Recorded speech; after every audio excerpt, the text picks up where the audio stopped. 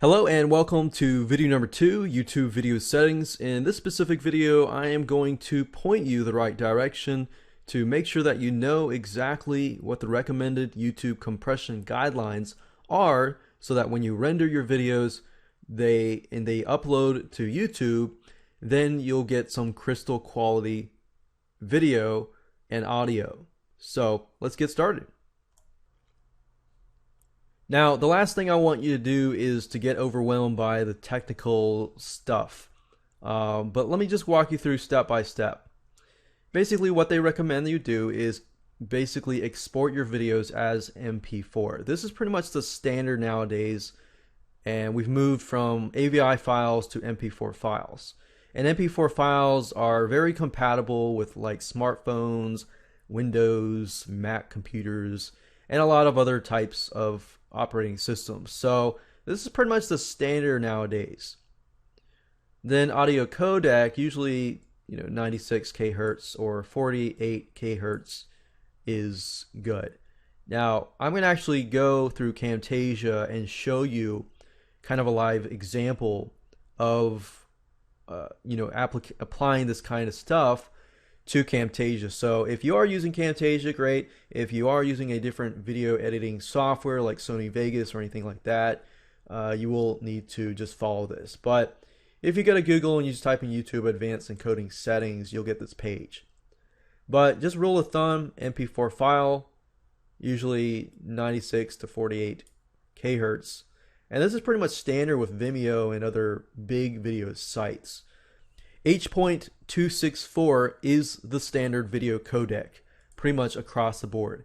If you use Camtasia Studio 7 or 8, it is actually compatible. Frame rates, as you can see, for example, if the content is shot in 24 frames per second, then you should encode it and render it in 24 frames per second. So what they're saying is a lot of this has an impact on, for example, video like camera video recorder type stuff.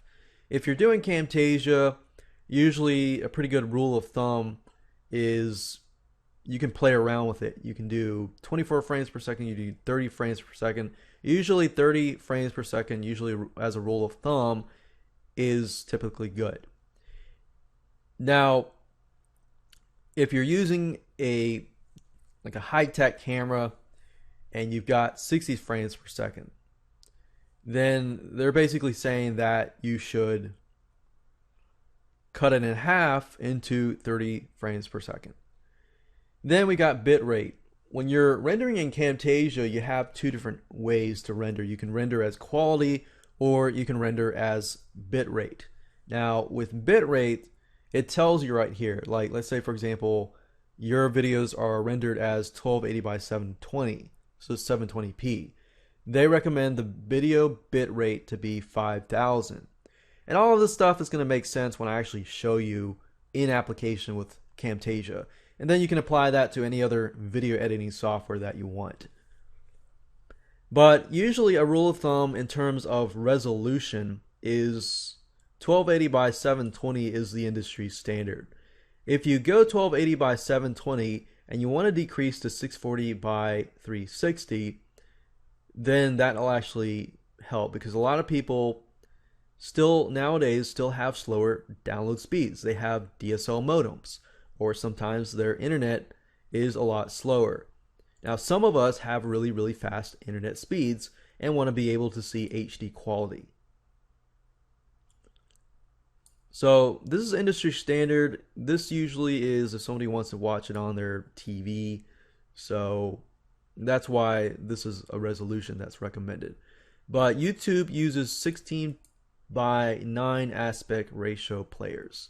So that's why you kind of want a wide 1280 by 720. But I would just stick with the rule of thumb. 1280 by 720 is usually the best way to go. Otherwise, if you don't follow this, what will happen is your videos will have these black bars, on the top and the bottom, or the left and the right, and it will actually not look as good.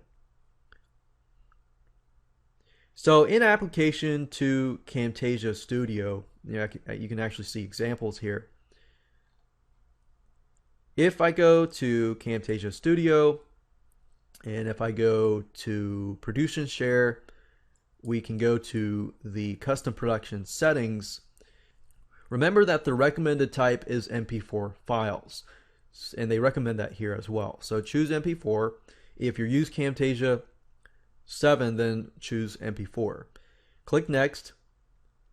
So this right here is the controller for the Flash player. We don't really need that because we're dealing with YouTube.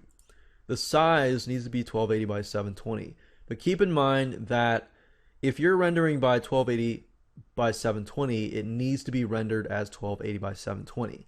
If, however, let's say you render it and you record it as 800 by 600, you need to render it as 800 by 600. Otherwise, the quality will drop. Like, let's say, for example, that I recorded with 800 by 600. If I try to render a video with 1280 by 720, your video is going to look really, really blurry. You can't really go from small size to big size. You can go from a big size to a small size without losing quality. But just keep that in mind.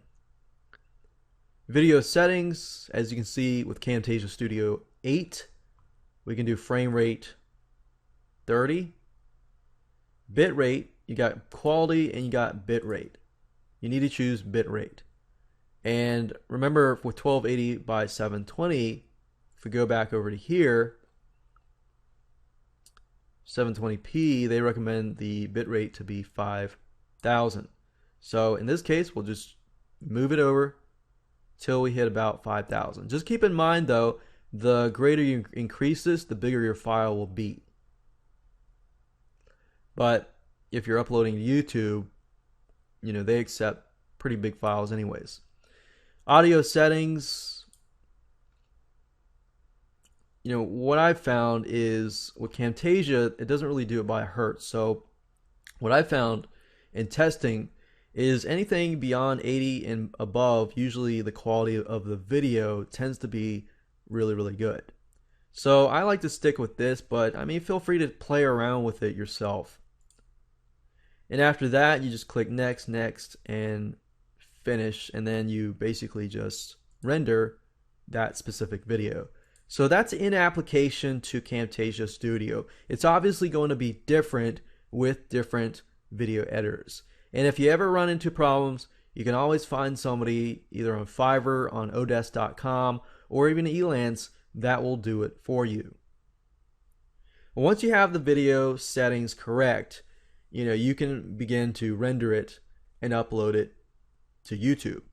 But obviously, before you do that, make sure that you watch all the videos in this video course so that you get the right keywords, you get the right LSI keywords to optimize it for Google so that you can increase your search engine ranking.